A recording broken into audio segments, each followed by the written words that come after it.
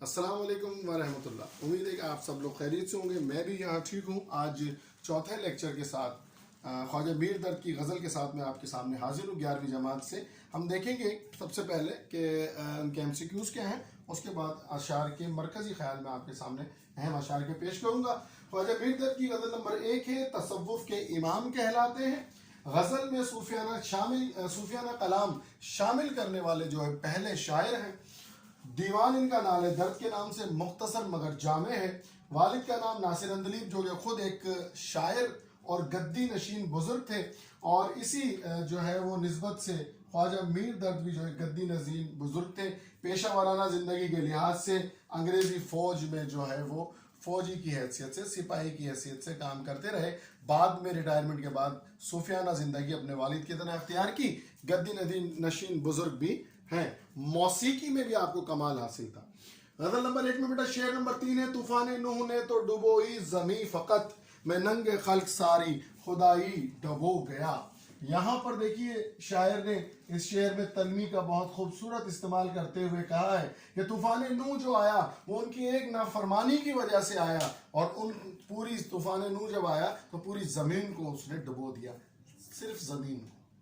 ٹھیک، شاعر کہہ رہے ہیں طوفان نوح نے زمین کو ڈبویا تھا، مگر میرے اخلاق اتنے پست ہیں، اتنے گرے ہوئے، اتنے جو ہے وہ کہنا چاہیے کہ زمین پر آ گئے ہیں، اس قدر کے خراب میرے اخلاق ہیں کہ اب کیسے اگر عذاب آیا تو پھر زمین نہیں پوری خدائی کو ڈبو دے گا۔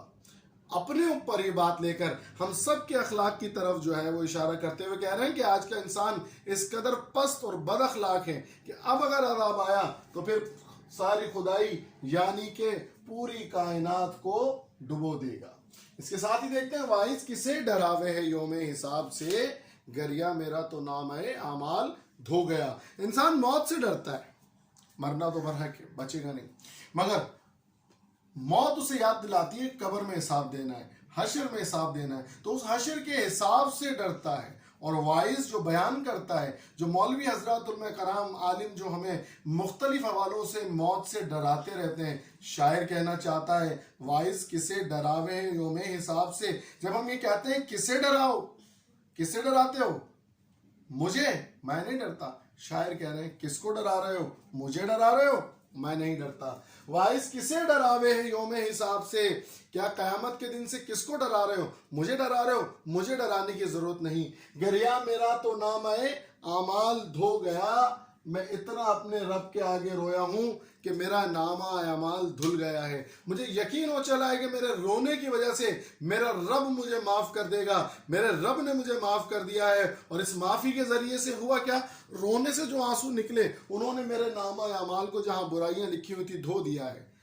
مطلب کیا ہو بیٹا اس بات کا کہ جو کرامن کاتبین نے لکھے میرے گناہ، میرے رونے کی وجہ سے وہ دھل گئے۔ مگر یہ شاعر بتانا چاہتا ہے اس قدر رویا ہوں اپنے رب کے حضور، اب مجھے یقین ہو چلا ہے کہ اب میری گرفت نہیں ہوگی، بلکہ میں نے جو آنسو رب کے خوف سے بہائے ہیں، سزا کے خوف سے بہائے ہیں، تو انشاءاللہ تعالی میرا رب مجھے معاف فرما دے گا۔ پھولے گا اس زبان میں گلزار معرفت، یا میں زمین شعر میں وہ تخم بو گیا۔ کہتے ہیں کہ میری شاعری کی زبان میں ایک ایسا باغ کھلے گا، ایسا گلزار کھلے گا معرفت کا۔ معرفت کہتے ہیں پہچان کو۔ کون سی پہچان؟ جو رب اور بندے کے درمیان ہو جائے۔ شاعر کہتے ہیں میری شاعری میں معرفت کا، پہچان کا ایسا گلزار، ایسا باغ کھلے گا۔ نتیجے کے طور پہ میں یہاں زمین شعر میں وہ تخم بو گیا، میں نے زمین میں، شعر کی زمین میں ایسا بیج لگایا اپنی شاعری کے ذریعے سے۔ اگر لوگوں نے میری شاعری کو سمجھ کر پڑھ لیا تو یاد رکھیے بندے کو اس کے رب سے ملا دے گی وہ شاعری، اور نجات کا ذریعہ بن جائے گی۔ اور جب بندے اور رب کے درمیان تعلق ہو جائے تو پھر کسی چیز کی ضرورت باقی نہیں رہتی۔ یعنی کہ وہ بتانا چاہتے ہیں اگر میری شاعری پر عمل کر لیا لوگوں نے تو پھر دنیا اور آخرت میں کامیابی ان کا حصہ ہوگی۔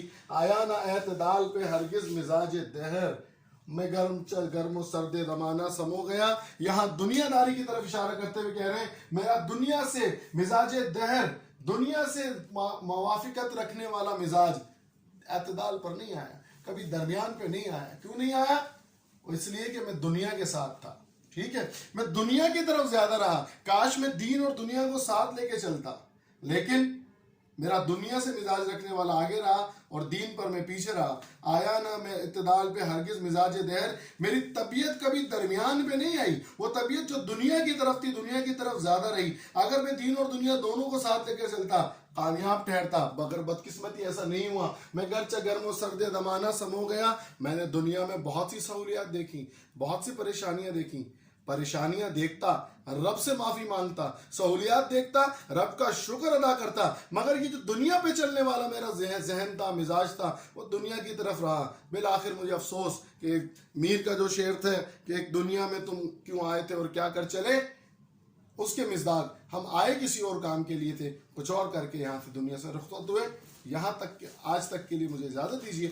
اگلے لیکچر میں ایک بار پھر ملاقات ہوگی. اللہ حافظ.